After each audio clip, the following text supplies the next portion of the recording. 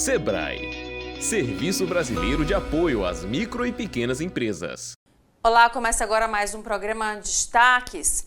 E acabaria nesta sexta-feira, dia 14 de novembro, o prazo para aposentados e pensionistas contestarem descontos indevidos em seus benefícios. Mas o governo federal prorrogou o prazo até o mês de fevereiro do ano que vem.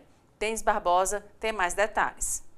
Olha lá, muito dinheiro já foi devolvido, muitas pessoas já receberam dinheiro que não deveria ter sido descontado, mas é preciso atenção. Há ainda uma grande parcela da população, aposentados, pensionistas, que precisam realmente fazer essa contestação, se assim realmente desejarem. O prazo, como você falou, está acabando. Eu estou com a Simone Lima, advogada, que pode nos guiar e dar dicas para essas pessoas que ainda não fizeram essa contestação. É muito importante correr, não é isso? Olá, Denis. Olá a todos os telespectadores. Sim, é muito importante, né? E essa data, ela estava prevista até o dia 14 de novembro, agora na sexta-feira. E foi prorrogado, né? O governo prorrogou esta data até o dia 14 de fevereiro. Eu estou com quase 5 milhões de brasileiros que ainda não aderiram a esse acordo. E eu divido esses brasileiros em duas etapas. O primeiro é porque ainda não sabe que tenha esse dinheiro que fora descontado, e o segundo é aquele telespectador que não tem ali, que não concorda com essa devolução. Cabe ressaltar que há essa possibilidade, Denis, dos telespectadores decidirem se vai acatar ou não esse acordo. Haja vista que a devolução, né, que foi proposta aí pelo governo, é a devolução sem ali as correções monetárias, sem o valor dobrado, conforme o artigo do Direito do Consumidor prevê aos descontos indevidos para os aposentados e pensionistas e também danos morais. Então, eu posso dividir esses milhões de brasileiros que ainda não aderiram a esse acordo em duas etapas. Aqueles que, de fato, não percebeu que havia esse desconto, ou aqueles que perceberam e não acham justo essa devolução e foram para o judiciário solicitar esses valores de forma mais justa. Eu falei sobre prazo, sobre correios, porque há possibilidades dessa demora. Mas qual realmente tem sido o tempo médio entre a contestação e essa solução, se for o caso da pessoa? A primeira coisa que a pessoa tem que fazer é contestar. Aí eles vão averiguar se de fato esses valores foram descontados. Ele apresenta ali um cálculo. Eu não sei por quanto tempo que foi descontado, se foi por 1 ano, por 2 anos, então eles vão apresentar. Se você não contestar esse valor, ele vai solicitar às empresas, né, para ali contestar se de fato concorda, se apresenta ali um contrato ou não. Muitas delas apresentaram contratos que não estavam ali com a assinatura correta do beneficiário, do aposentado, do pensionista, e aí só depois haverá aí essa devolução. Agora, é importante que as pessoas fiquem atentas aos canais oficiais para fazer essa contestação em um momento como esse, tanto dinheiro envolvido, há sempre quem queira se aproveitar da situação. Atenção, aposentados e pensionistas, para não cair em golpe, Denis. Porque o que acontece? O INSS ele não vai entrar em contato pelo seu WhatsApp para que você faça isso. Então, é importante que você procure, né, ou o seu aplicativo, que é o do Gov, né, através da senha do Gov, ou através dos Correios, que é a forma muito mais segura para que você não caia em golpes. E pelo que a gente tem observado, através desses canais, a contestação é algo simples, né? Algo que se faz rapidamente. Isso, é algo simples, basta que você chegue até um dos postos do Correios, eles vão lá verificar se há algum tipo de desconto indevido, vão te pedir um prazo para apresentar ali os cálculos e logo em seguida, se você aceita ali o acordo, e lembrando, Denis, que quem aceita o acordo, ele está ali dando geral quitação, ou seja, não poderá depois correr atrás de um dano moral, de um valor dobrado, nem nada mais. Muito obrigado pela pelas informações, pelos esclarecimentos. A doutora Simone Lima, que é especialista nessa temática e está tirando dúvidas de muitas pessoas já há muitas semanas, e agora alertando a você que ainda não fez a contestação, que talvez não tenha observado, que observe realmente o extrato, que verifique realmente se é o caso de você fazer essa contestação e quem sabe já receber o seu dinheiro que, dependendo do caso, pode ter sido descontado de maneira indevida. Elaine, eu volto com você aí no estúdio. E agora o intervalo, a gente volta já.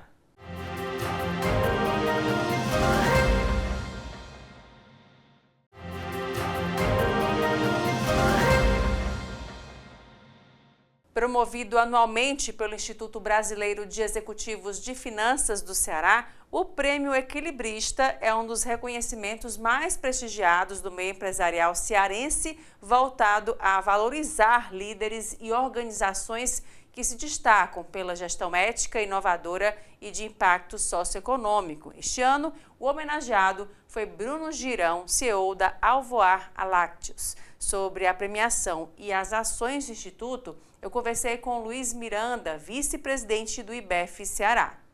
Luiz, muito obrigada pela sua presença aqui com a gente no Destaques, para falar um pouco sobre as ações do IBEF também. A gente aí chegando já a Prêmio Equilibrista, não é isso? Como é que foi a escolha e pensar, né, de um nome para ser destaque esse ano? Pois é, o Equilibrista é um prêmio que ocorre anualmente, né, de forma anual. Nós fazemos uma seleção prévia, assim, uma sugestão de alguns nomes, onde nós colocamos para os associados elegerem uma lista tríplice no final. Então chegamos a uma lista tríplice e dentro dessa lista tríplice fazemos um segundo turno. E esse segundo turno, esse ano, foi escolhido o Bruno Girão, né, o CEO da Alvoar Lácteo, que é uma empresa referência no estado em tudo que ela tem feito, demonstrado, exemplo de cidadania, exemplo de governança. Então eles foram eleitos pelos associados. Então não é uma coisa que foi uma sugestão do IBEF, né? Não é um nome que é sugerido pelo IBEF, é um nome que os associados entendem como sendo um nome ideal para ganhar o prêmio esse ano. E já é um prêmio que faz parte do calendário da cidade, né? A gente já espera no final do ano quem é que vai ser agraciada com um prêmio equilibrista, né? Como é essa responsabilidade de levar à frente um prêmio dessa magnitude, digamos assim?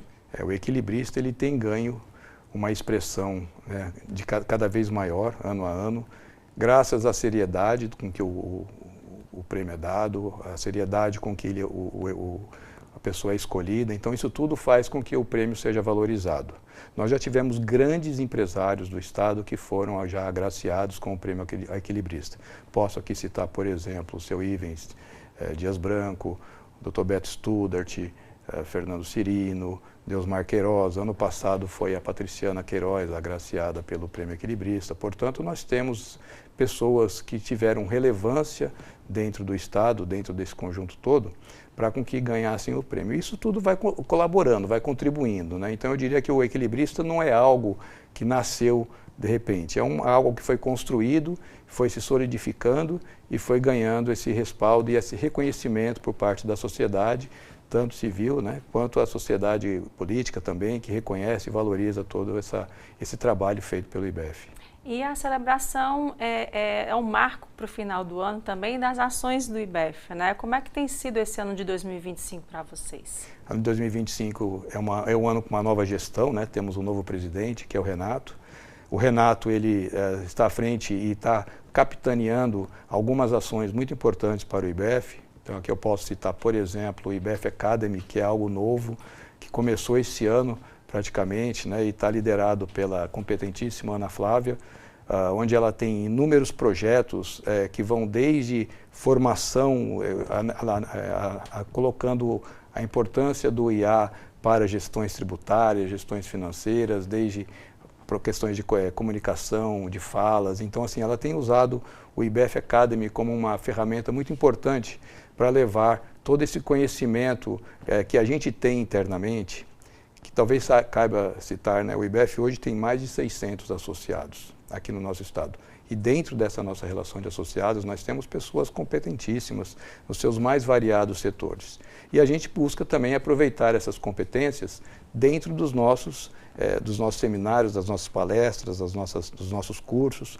Então, a gente tem usado muito esses recursos. Então, o IBF Academy tem usado muito também, né, toda essa cadeia que nós temos dentro da gente, do nosso ambiente, do nosso ecossistema, para com que a gente consiga levar essa educação para toda, né, a comunidade do IBF e de fora.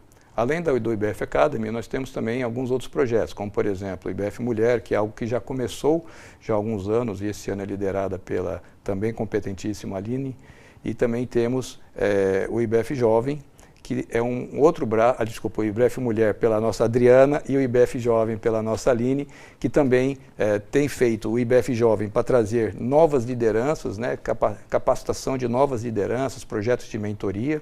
Então, a Aline tem liderado esse projeto, e o IBF Mulher, liderado pela Adriana, onde também ela busca trazer todas essas mulheres que são executivas para dentro desse ecossistema. É importante dizer que esses 600 associados que nós temos, mais ou menos metade desses associados é composto por mulheres.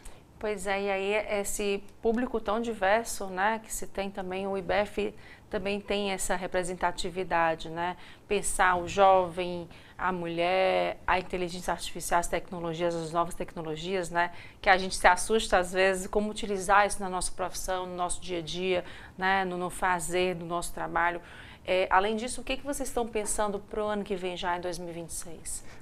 Reforçar tudo isso que está acontecendo. A inteligência artificial, por exemplo, é algo muito incipiente, muito novo, né? Cada vez a gente tem novas informações, novas tecnologias chegando, então a gente tem muita coisa a ser explorada dentro desse universo, de fortalecer essa questão de capacitação, né, dos nossos associados. Nós temos muitos temas que estão ocorrendo no Brasil, alguns mais batidos do que outros, como, por exemplo, a reforma tributária, que é um tema que vai, né, começar a valer a partir do ano que vem, e muitas empresas ainda têm questionamentos e dúvidas de como fazer essa migração do sistema antigo para o sistema novo.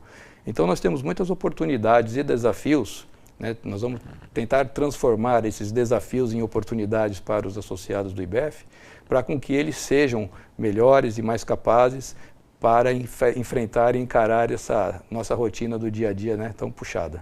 É isso, tá, Joia. Muito obrigada mais uma vez. A gente deseja aí sucesso ao evento. Agora, quinta-feira, não é isso? Quinta-feira. E além do prêmio equilibrista, nós também damos, junto a esse prêmio, 2 outros prêmios que também são de grande importância.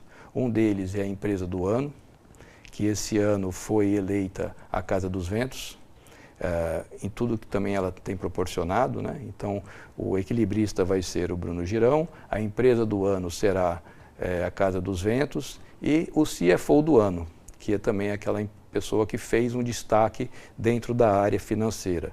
E esse ano o CFO vai ser o Aderson, o amigo Aderson, que é da Solar também, que vai estar conosco recebendo o prêmio. Então, vão ser 3 prêmios na noite do próximo dia 13, quinta-feira. Tá, Joia. Muito obrigada mais uma vez e até uma próxima oportunidade. Eu que agradeço. Prazer. Obrigada.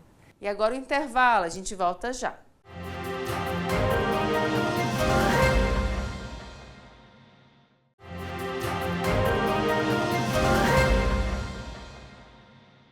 E novembro é o mês de conscientização sobre a saúde do homem e o alerta é claro, detectar o câncer de próstata logo no início pode garantir mais chances de cura, em torno de 90%. É a campanha Novembro Azul e Tiago Norões traz mais detalhes para a gente. Pois é, estamos no mês de novembro, o mês da campanha Novembro Azul, de prevenção, combate e alerta sobre o diagnóstico precoce, a importância do diagnóstico precoce do câncer de próstata. De acordo com o Instituto Nacional do Câncer, cerca de 71 mil novos casos são registrados por ano aqui no Brasil. Por isso, esse é um segundo tipo de câncer que mais acomete os homens aqui no país. Para falar para a gente quais são os exames, quais são os tratamentos e a importância, né, desse diagnóstico precoce, a gente vai conversar agora com o doutor Érico Diógenes, ele que é urologista, vai explicar para a gente, doutor, a importância, né, de uma campanha como essa para o diagnóstico precoce do câncer de próstata. Né? É o segundo câncer, né, que mais acomete os homens aqui no Brasil, mais comum aqui no Brasil, e a partir de que momento nós homens temos que começar a nos preocuparmos com o câncer de próstata? Essa campanha é uma campanha muito importante que alerta não só a próstata, a saúde masculina em geral, mas com foco principal no câncer de próstata. É uma doença que na fase inicial é muito silenciosa, por isso que é importante os exames rotineiros e o rastreamento do câncer de próstata. Os homens eles devem começar a realizar os exames a partir dos 50 anos de idade, que se baseia no PSA, que é um exame de sangue, e o exame do toque retal, que é um exame simples, fácil, indolor. Os homens têm bastante receio de fazer, mas o PSA e o toque retal eles se combinam, se complementam para aumentar a acurácia do diagnóstico. E as pessoas que têm fator de risco na família, têm parentes de primeiro grau, segundo grau, e afrodescendentes, eles têm um risco de desenvolver a doença mais cedo. Essa população ela deve procurar a partir dos 45 anos de idade. E aquele subgrupo que tem já sabidamente uma síndrome genética que predispõe à formação do câncer, esse subgrupo ele deve procurar a partir dos 40 anos de idade.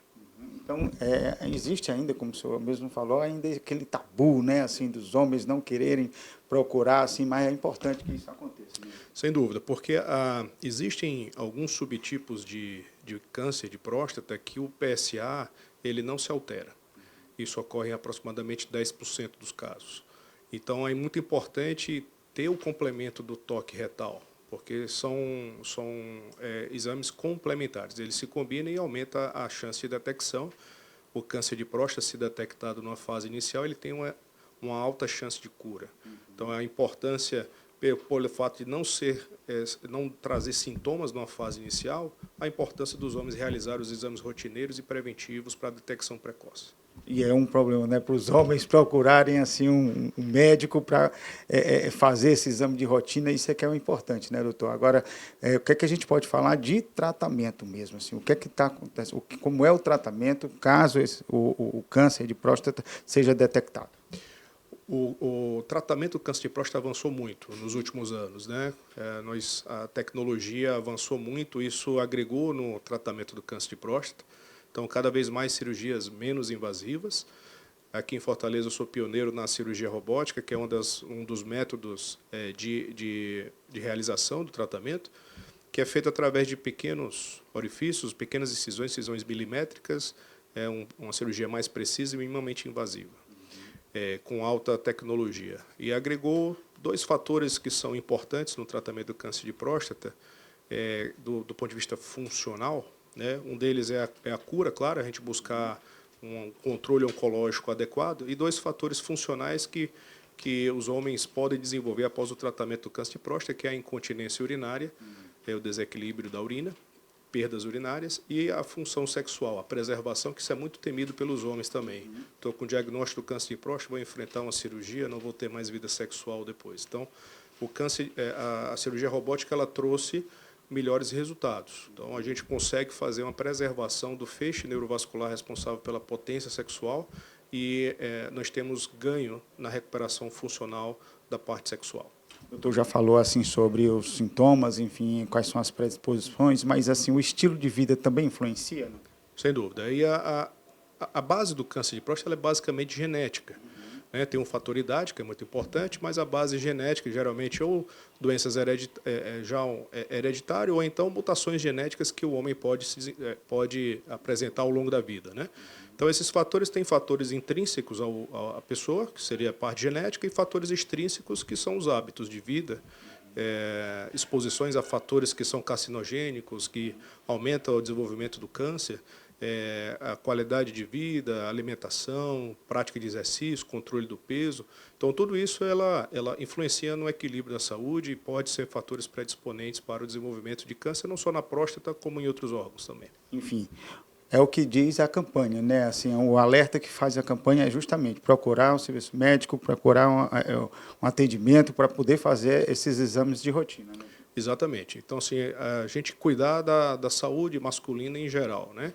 Buscar uma boa qualidade de vida, exercício físico, uma boa alimentação, fazer exames rotineiros preventivos, né? Aqueles que têm fatores de risco, buscar mais cedo na vida, e fazer ter um urologista para cuidar da sua saúde. Muito obrigado, viu, pelas suas informações. A gente conversou aqui com o urologista Dr. Érico Diógenes, que deu todas essas dicas.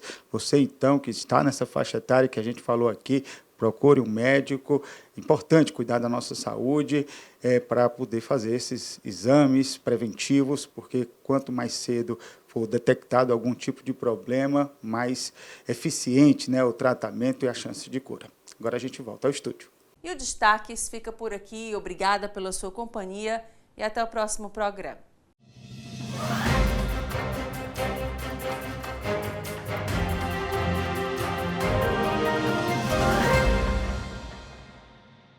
Sebrae, Serviço Brasileiro de Apoio às Micro e Pequenas Empresas.